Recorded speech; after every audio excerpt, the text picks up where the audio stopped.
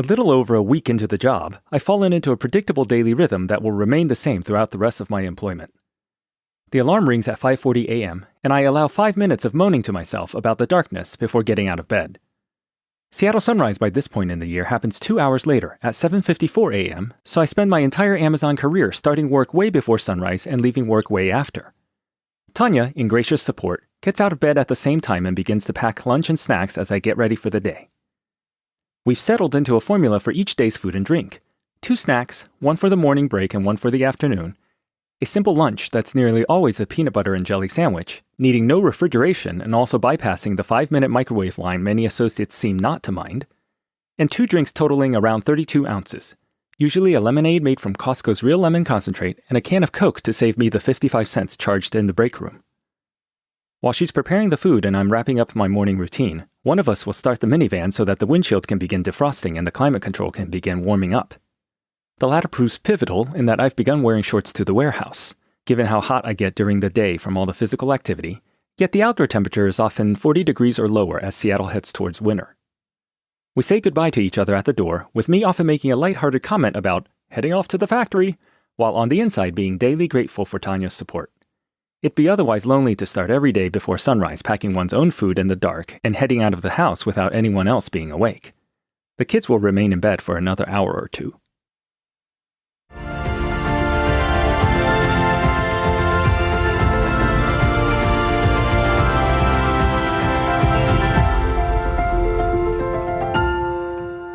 Welcome to Peak Salvation. Today's episode, you get what you measure. I drive on the highway largely against morning traffic and arrive in the warehouse parking lot about 25 minutes later. I've discovered a parking strategy requiring more walking in the morning but less time stuck in the lot in the evening. Most associates like parking as close to the front door of the building as they can.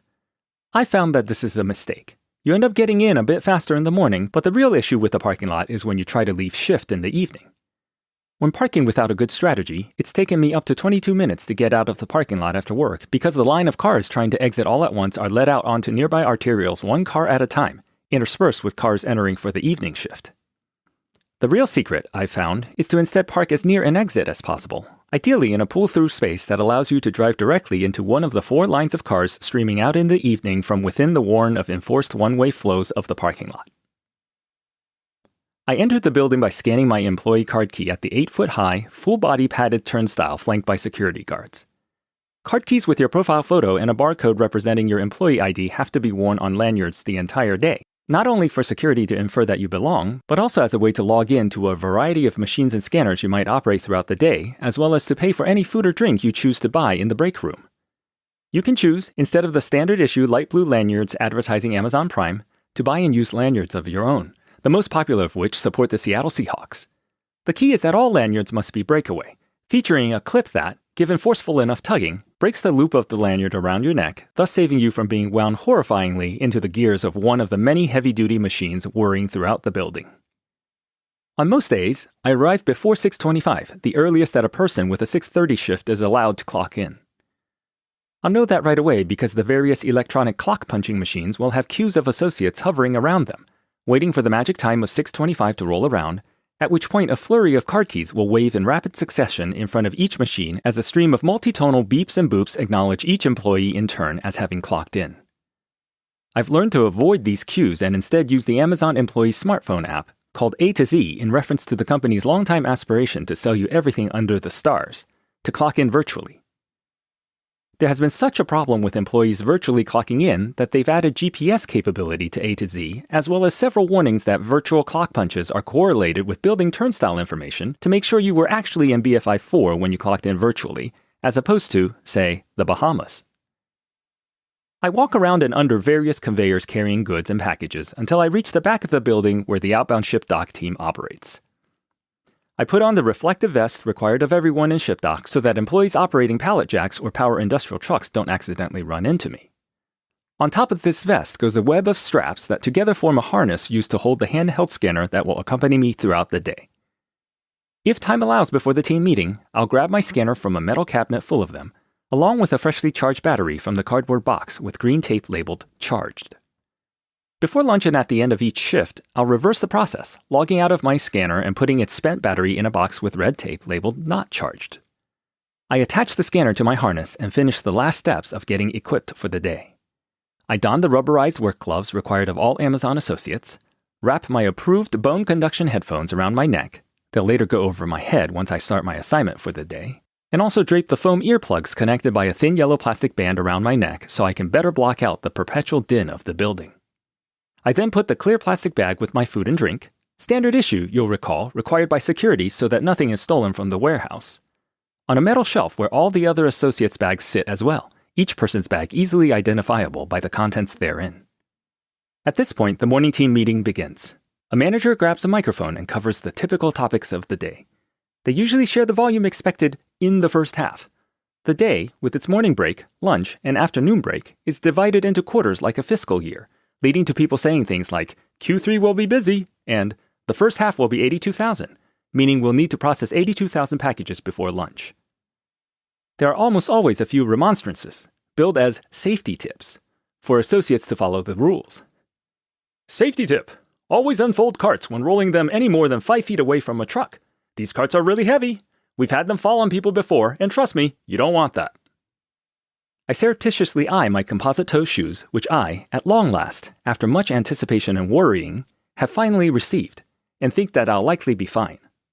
But then again, I always follow all the rules, and so it's a bit surprising to me that I appear to be one of the only associates who's actually wearing the composite toe shoes that were said to be mandatory. The very ones with what the industry calls protective toe boxes that enlarge the fronts of the shoes in a way most reminiscent of those worn by clowns. Safety tip: when building box walls in a truck, make sure you're joining them in T-junctions, not building up towers of boxes all the same dimension. You'll want to interlock them like bricks. We had a safety issue yesterday when a wall of boxes fell on an associate. My rule-abiding shoes wouldn't have saved me from that. The box walls are easily 6 to 8 feet high. When that levee of cardboard-clad consumerism breaks onto you, your only hope is that someone sees your weak, upraised hand waving shakily out from under the rubble.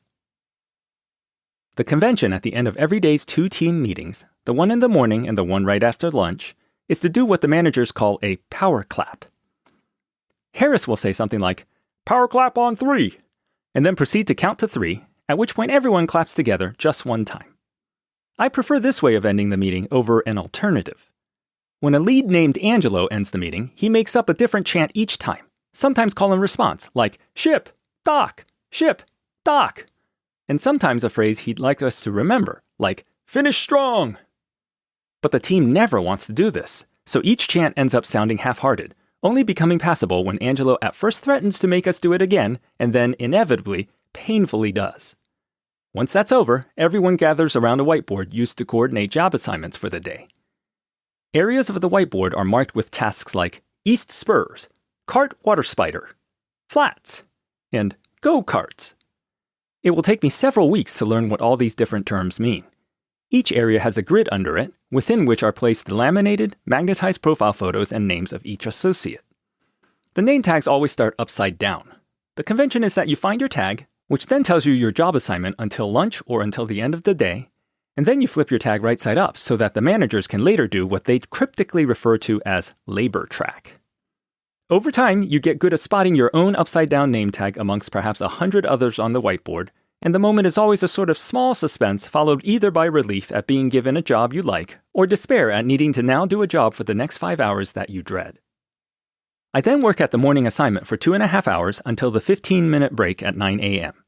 At 9:15, I return to the same assignment and continue on until lunch at 11:30. Lunch, required by Washington State to be 30 minutes, is unpaid and requires clocking out and back in. Upon returning from lunch, everyone gathers once again for a team meeting that runs identically to the one in the morning, complete with new job assignments on the whiteboard for the afternoon. Q3 and Q4 are each longer than Q1 and Q2, each running 2 hours and 45 minutes, with an afternoon break in the middle.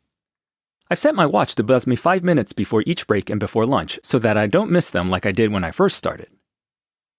6 p.m. never arrives soon enough, as everyone begins checking their watches more and more towards the evening. Around 10 minutes before the end of shift, people start wandering back toward the team's meeting spot to grab their translucent bags off the metal shelf, return their scanners, remove their harnesses and reflective vests, and prepare to leave the building. The walk to the front entrance will take 2 minutes. If you arrive even a minute before 6 p.m., you'll pile behind a throng of associates all waiting for the electronic clock punch to flip from 5:59 to 6 o'clock. It'd be overly dramatic to say that there's a stampede to leave the building the moment these clocks flip, but let me just say that I've in no other case seen associates as well coordinated amongst each other as during the end of shift streaming out of the building. Departure feels synchronized and choreographed with an urgency seen mostly in movies depicting paratroopers running and jumping out of the rear bay door of some military plane over enemy territory. Leaving the building isn't where the urgency stops, however. The parking lot is where the real battle begins. You need to walk quickly to your car, weaving between incoming and outgoing vehicles, each with their own urgency. It's inevitably raining, always raining. It's Seattle. But you need to get to your car quickly because every second wasted is a second where a different associate has reached their car first, started it, and inserted it into the back of the line to leave the parking lot. There is such a rush, in fact, that I always start the car and shift it into drive or reverse, depending on which way I'm parked, before I begin putting on my seatbelt. This is a situation where having a Porsche would be genuinely useful.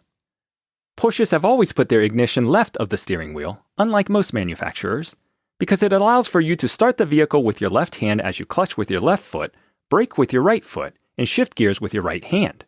You know, to get a fast launch in one of the many older car races in which drivers need to start their cars after the waving of the green flag. In my case, the Chrysler Pacifica minivan has its ignition in the standard position to the right of the steering wheel, but I still manage some decent speed between closing the driver's side door and getting the tires rolling. I spend somewhere between 4 minutes, my personal best, and 22 minutes, my worst performance, to get out of BFI 4's parking lot, and another 40 minutes on the road before arriving home around 7 p.m. The time at home flies quickly since there are only 2.5 hours between when I get home and when I need to go to sleep. I shower, eat after the family has already finished dinner, and try to spend a little time with each family member. I type some notes from the day's work in hopes that it will one day become a podcast. Then I go to sleep, shocked that I'll be back in BFI 4 so soon again tomorrow morning before sunrise.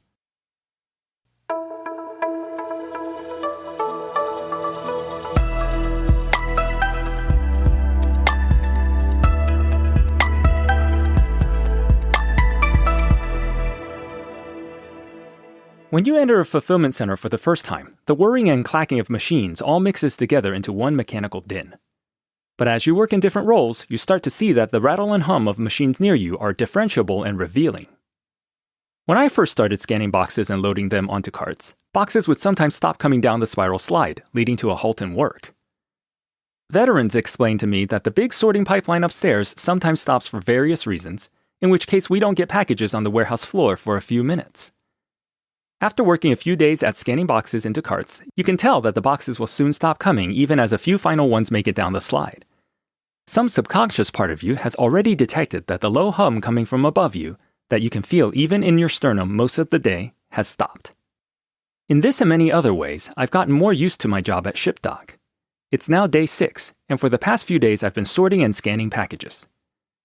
The job can be the most physically demanding in the entire fulfillment center. Understanding this explains one of the mysteries of my first day, when the lady who led my orientation, Monica, exclaimed, "Fancy!" when she saw my name listed in ShipDock. Perhaps it also explains why only the ShipDock associates' names were highlighted in bright purple on Monica's list. The sorting job involves working at one of around 24 spurs, laid out in parallel in the back of the fulfillment center. Spurs are where miles of conveyor belt travel for a package finally come to an end. Packages slide off their conveyors and come to a stop at the end of a long row of metal rollers, akin to luggage coming out of an X-ray machine at airport security. The sorter's job is to pick up each package and zap its barcode with a handheld scanner, put the package in the right cart according to its destination, and scan a barcode of another package in the same cart, thus notifying Amazon servers that a particular package is now next to all its buddies in a cart. You repeat this process around 200 times an hour until your shift is over 10 hours later. When you do this day after day for the majority of your waking hours, you start to really know package labels. Each package is labeled with a destination code. LAX5, DFW6, LAS5. As you can guess, Amazon names many of its warehouses after the code for the airport they're closest to. This is why the building I work in is BFI 4.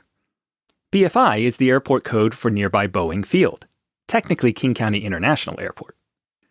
The 8 to 10 carts that surround each spur are open cages around 3 feet deep, 5 feet wide, and 6 feet high. Once you've identified the cart to which a package belongs after scanning its label, you stack the box on top of others already in the cart and scan any other box in the cart to tie the two records together. So when everything goes well, your day sounds like beep, stack, beep, beep, stack, beep. Every once in a while, when you scan the wrong barcode on a box, since boxes are full of various barcodes, many of which are irrelevant to Amazon, you get an error that sounds like beep boo, beep boo, beep boo. You can tell who's sloppy when walking around ship dock just by listening to the spurs where you hear a bunch of beep boop, beep boop. When everything is working out just right, I've scanned and sorted at a pace of 380 packages per hour, about one every 9.5 seconds. But several things can go wrong that make that peak pace unsustainable. First, there's the issue of how you stack the boxes. One day I was briefly assigned to work with an associate who was extremely fast at scanning. The trouble is, this associate, Kobe, didn't so much stack the boxes as he simply made sure they touched each other. So after scanning each box, Kobe would toss the box toward its matching cart much like an NBA player flings the ball towards the backboard at the buzzer, regardless of how hopelessly far he is from scoring. Each cart filled by Kobe would then resemble not a neat pile of interlocking Legos, but a jumble most evocative of Santa's sack of presents. Kobe would proceed to do this, hitting nothing but net with each jumper like he was in a 3-point shootout, until he had cleared most of the boxes in your spur, racking up an incredible scan rate, at which point he'd promptly depart to play in another court, leaving you with a set of completely unusable carts. Because the real trick with filling carts is that you need a stacking strategy. Amazon tracks the volume of each scanned box, so it knows how much space is left in each cart. You're chastised for closing carts too early, which generates inefficiencies the entire way down the pipeline. Half-empty carts require associates to push them into a truck just the same as fully filled carts. Half-empty trucks require nearly the same amount of fuel and time to get to their next destination. It all cascades. So you want to pack a cart as densely as you can. It turns out that the trick to this is to understand a few dynamics of the boxes themselves. As those of you who've ordered profusely from Amazon during the holidays know, Amazon uses a variety of standard box sizes. Some of them share the same length in one dimension, much like A3-A4 paper in Europe. With some boxes, their longest dimension happens to be the same as the shortest dimension of a box the next size up. Some boxes' longest dimensions are even a multiple of the shortest dimension of a smaller box. By knowing dynamics like these, you can rotate and flip boxes so that they nest nicely next to each other and pack densely into the cart. The other trick with boxes is counterintuitive. You want to put the largest boxes on the outside, closest to you. Each cart is like a 6-foot-high cage with front doors like a wardrobe. You fill the cart from the front like you're putting clothes in a wardrobe until it's full, at which point you close and latch the doors. When filling the carts, most beginners naturally stack big boxes in the back to form a rising mound in the cart's rear. The challenge with this strategy, you quickly find, is that things get difficult once the mound gets higher. As things get past waist height with this strategy, you find that the smaller boxes you've put toward the front can easily fall out if their neighbors are disturbed in any way. To prevent this type of instability, it's best to instead fill carts in the counterintuitive way, placing the largest boxes closest to you, near the front. By doing so, you build a solid wall of very stable boxes behind which you arrange all the smaller boxes like little villagers behind the large stones of a keep.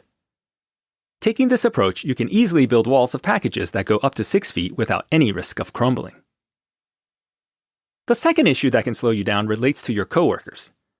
There's nothing quite like being paired with a great associate. Just yesterday, I was paired with someone who was fast, stacked boxes reasonably, and even quickly separated packages between his and mine so we could each scan very quickly. It can truly be a joy to work in such an environment, where hours pass in a blink of flurried activity. More often than not, though, having another associate in a spur only slows you down. I've already mentioned the problem with Kobe, a coworker who scans quickly but leaves each cart an untenable Jenga for you to untangle. But equally unhelpful is Kobe's opposite, Ned. Ned is the type of guy who, as a kid on the beach, no doubt spent hours after all the other kids had built the sandcastle, meticulously handcrafting each crenellation individually on all its walls. A Ned in your spur isn't interested in scan rates. He's interested in redecorating the interiors of each cart. Ned can spend several minutes at each cart looking puzzled, occasionally pulling out a box and placing it just so next to another which seemed a better fit. He'll do this continually, oblivious to the pile of boxes coming rapid-fire down the spur, leaving you to deal with the flood of yet-to-be-processed packages on your own. He'll make his masterpiece yet. A different type of coworker focuses only on one cart out of the 8 or 10 in your spur. Sally, let's call her, hails from Baltimore and only wants to process boxes destined for BWI2. She walks down the spur with its row of packages on metal rollers looking only for boxes labeled BWI2, scooting other boxes to look at labels underneath, pushing the ones bound for other locations away.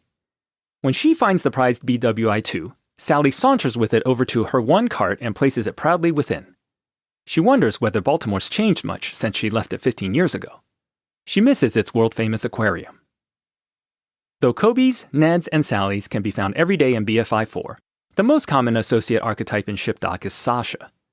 Sasha wants to stay under the radar, doing just enough work to avoid being fired.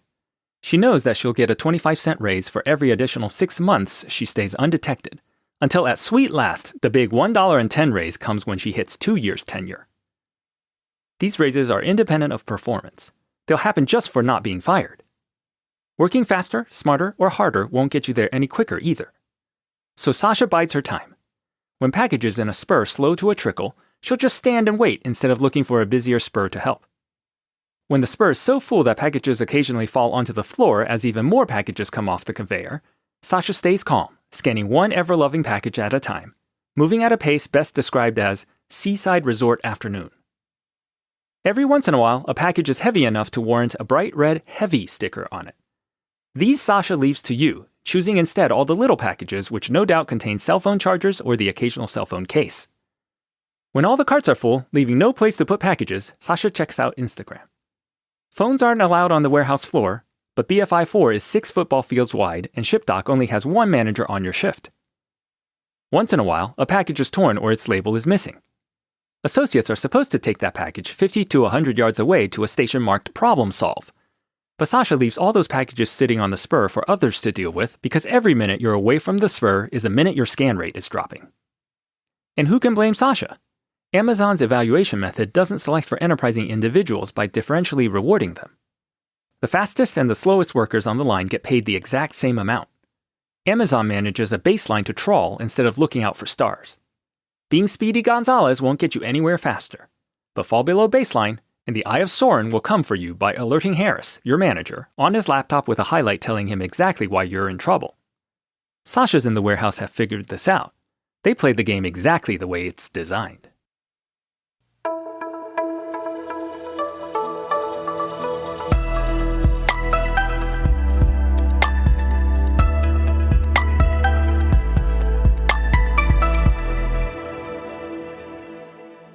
The last thing that can really slow you down is when a cart gets full. Say you're loading a bunch of boxes headed for Salem, labeled DPD6. At some point, the stack of boxes reaches above your head, peering out from atop the cart's 6-foot-high sidewalls. Using the touchscreen on your handheld scanner, you press a button labeled Notify WS to close. Closing a cart is where you shut its front doors and declare it officially ready to be wheeled into a truck, one of the long 18-wheelers you've no doubt seen on the highway painted light blue with an Amazon logo advertising Prime. More than a dozen of these trucks are backed into BFI4's ShipDoc at any one time in various states of being loaded or unloaded. Your cart now belongs in one of them. The WS referred to by the button is a water spider. This is a term used in lean manufacturing to refer to the person whose job it is to support all the other roles by providing necessary materials in order to help everyone focus primarily on their assigned task. A water spider, in nature, is the only spider that spends its entire life in the water. It has many small hairs on its body that capture bubbles of air when the spider comes to the surface. It then takes those bubbles with it down to its underwater web and releases the bubbles inside the web, forming a sort of underwater Atlantis with all the transported air. It's not clear to me whether water spiders in the lean manufacturing sense were named that because of the air bubbles, but a water spider in an Amazon fulfillment center is an associate who's supposed to roll closed carts into a staging area for eventual loading onto a truck, and also supply your spur with a new empty cart ready to go. When everything is going right, this allows the associates scanning and sorting to focus completely on loading boxes onto carts. Whenever a cart is full, they notify a water spider who closes the cart's doors, rolls it away, and rolls in a new empty cart as its replacement. That's when all is going well. But in over a week of working spurs, I've rarely ever had an empty cart supplied by a water spider. Instead, the button you press to notify a water spider that the cart is full likely instead just makes a pleasant, reassuring sound on your hand scanner, accompanied by a sentence proclaiming that the water spider has been notified. It felt suspiciously like this button actually did nothing at all. And sure enough, 3 weeks later, someone confirmed to me that indeed, the button doesn't do anything at all other than make a reassuring beep. As an aside, did you know that many pedestrian crosswalks work the same way? They figured out that people are less likely to jaywalk if you give them a button near the crosswalk that simply beeps but does nothing else. As for Amazon's water spiders, they might be checking Instagram or recording a TikTok. The point is that I've nearly always been the one to stop my scanning, find an open truck with empty carts, and roll the cart back to the spur myself, nudging the full cart aside in hopes that TikTok videos are relatively short and quick to finish editing. The single metric that ShipDock workers are measured by is their scan rate, the number of packages they scan, sort, and load into a cart in an hour.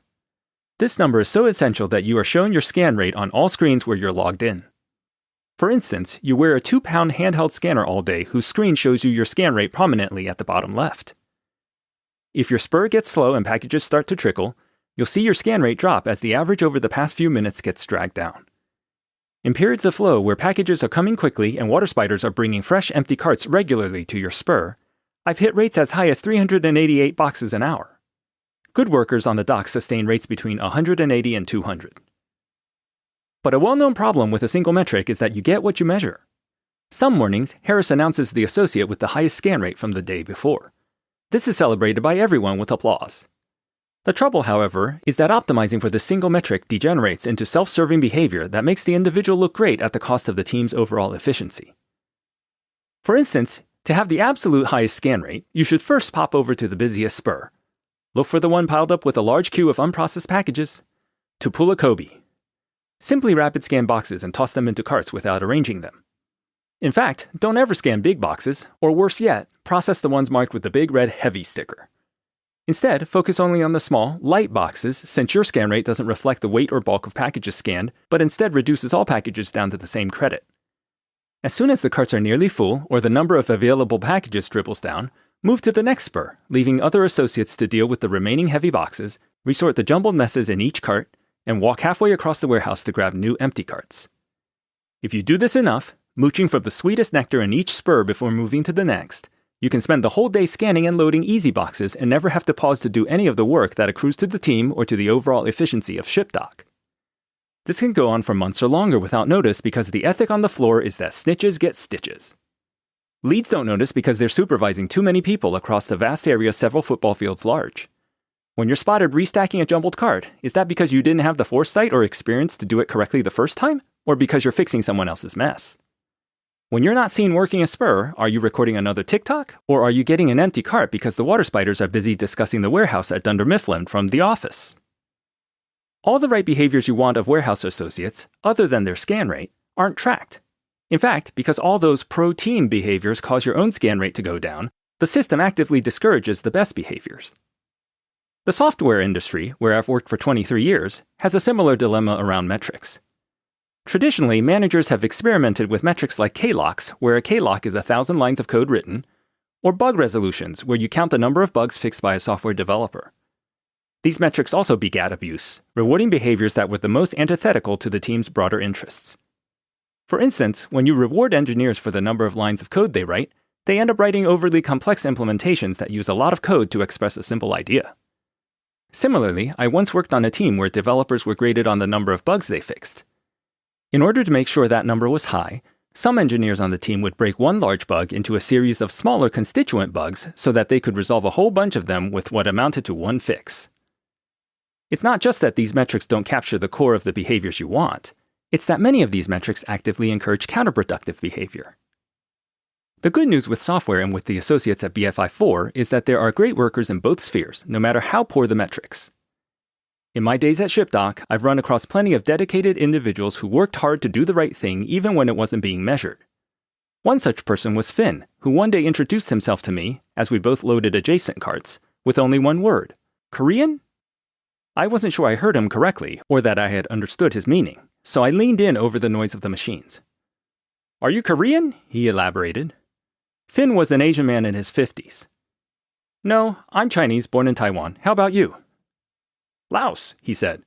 though I was taught some Chinese by a teacher from Taiwan when I was growing up.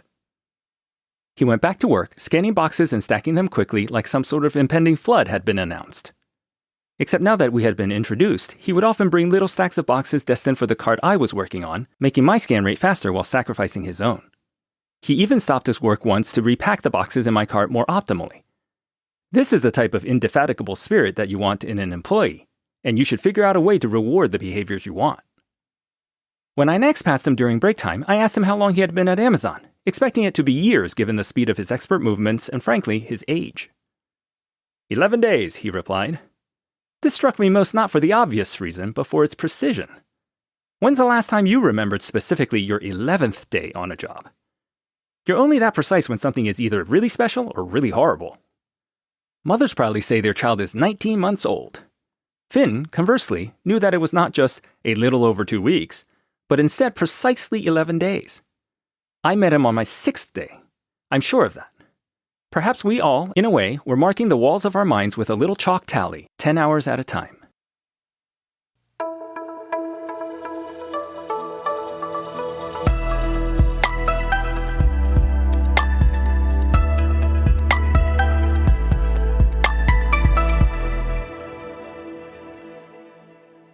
Now that I'm in my 2nd week, the scanning and sorting job is getting more familiar. My feet are gently calloused from walking miles every day on concrete in composite-toe shoes. My heart rate still remains above 100 for the entire day, but I expect my cardio to get better. After all, I had been living an unemployed sedentary life for months leading up to this job. Although when I get home from work, I still don't want to stand a minute longer than absolutely necessary, preferring to sit whenever possible, my ankles are no longer as sore as when I first started.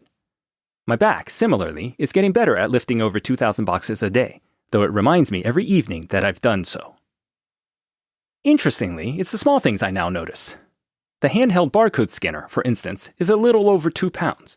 It runs Android with a little touchscreen and is housed within a thick rubber casing to protect it from the day's adventures. To keep your hands free while ensuring that you never misplace your scanner, Amazon issues a sort of holster that you wear around your neck and arms made of adjustable black nylon straps. The scanner buckles to this holster and hangs at your side throughout the day, swinging freely as you move, but always within easy reach if you let your arm drop to your side. The thing with hanging a free swinging 2-pound weight to your side for 10 hours is that your body then needs to compensate that whole time. I've been experimenting with switching sides every other day, scanning with the left hand at times instead of the right. The jury's still out on whether this will give the pulled muscles in my neck enough of a break to get used to this persistent new requirement. My forearms are peppered with scars received from the corners of boxes. None of the scratches bleed. They're more the type of scratch when a bunch of skin rubs off and then capillaries break beneath. They look a lot more painful than they feel. In fact, they don't hurt at all. I wonder whether other associates have this as well, though I did notice many associates wear long-sleeve shirts. But for someone like me who runs hot, a t-shirt and shorts are about as much clothing as I could take. The other small thing I didn't expect was all the cuticle damage.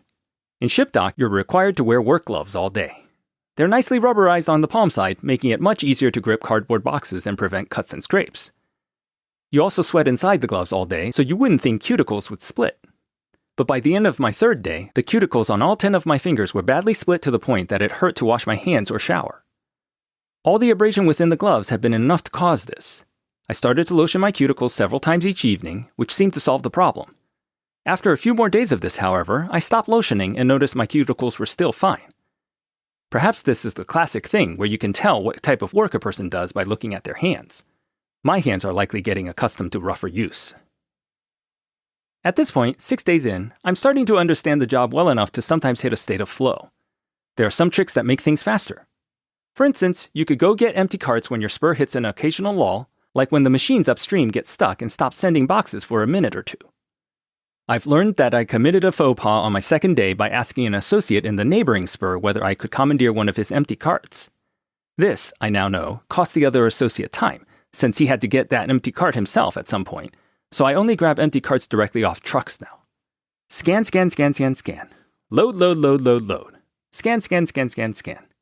The rhythmic beeping of your scanner interleaves periodically with your breath, and it becomes a sort of meditation. Hours can fly by like this.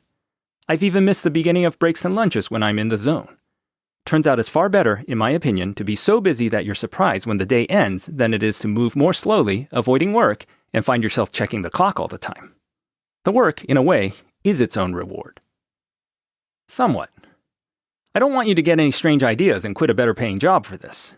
But should you find yourself in a similar situation as me, there's a lot to recommend doing a great job even if you don't get paid any more than the next guy. The real benefit, though, has come in the immediately noticeable effect of the job's rigor on my depression. I had already felt a little hope springing up when first applying for the job after having been unemployed for 8 months and feeling more and more like perhaps I couldn't hack it in a full-time job anymore.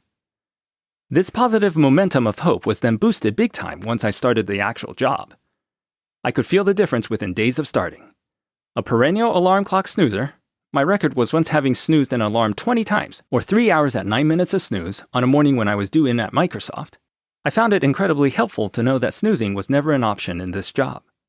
If I arrived late by more than 5 minutes, unpaid time off, the dreaded, much warned about UPT, would be deducted in units of an hour or more. Stack up 10 such deductions, or equivalently, miss any one single shift, and you're fired. For someone who felt so easily overwhelmed during the past few months, I found this sort of pressure unexpectedly helpful. In a way, it eliminated what was once a very hard daily decision for me during the depths of my depression: when, or even whether, to get out of bed. The rigidity of the Amazon warehouse job took choices away from me, choices which, instead of freeing me, had begun to cause paralysis. Now every day had very few choices. I couldn't choose when to wake up. I couldn't choose not to go into work if I wanted to keep my job. I never knew what my task would be for the day until I arrived at work. And even then, I'd often be asked, several hours into some task, to shift gears and switch into something completely different. And if no one talked to me for the entire day, which starts before sunrise and ends after sunset, I was to continue doing whatever I was last told to do. My regimented days also eliminated stress at home in a way I wouldn't have anticipated. When you arrive at home after everyone's already had dinner, and you only have 2 hours before you need to head back to sleep, your personal life also entails few choices. You have to shower and eat, at least. Bills, mail, messages, near overdue insurance renewals, and the ever-so-persistent appeals from your daughter's school for donations for their annual fundraiser all have to wait until you have a day off. If I'm honest, I was also a bit relieved to have an excuse not to tackle some chores. When failing some responsibility, I could simply appeal, if even just in my own mind, to the handy, and entirely truthful, excuse that I had no time. My prior need to stay on top of everything. After all, I was unemployed and had nothing but time, making the missing of any responsibility seem solely attributable to laziness, was greatly relaxed. I could occasionally forget something, or even feel too tired to do it, and everyone would understand. Look how busy I am. I've got no free time. And by everyone, the only people I really mean are the various judgmental voices inside my own head who constantly criticize me for falling short and not achieving better results, if only I had stronger character and endurance. My wife and kids had been supportive all along, faulting me neither during my many months of idleness nor during my sudden shift into being so busy outside the house all the time. The benefits of the job were instead all playing out inside my head.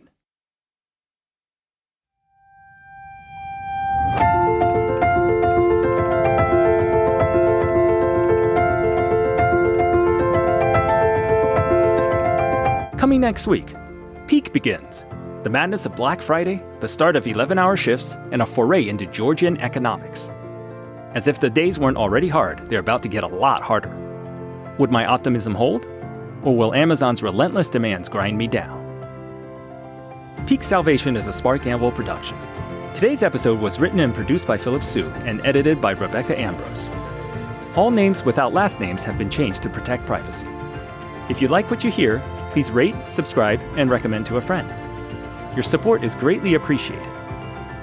If you have questions or want to discuss anything in this podcast, please feel free to write me at philip@peaksalvation.com. That's PHILIP@peaksalvation.com. Thank you for joining me on this incredible journey.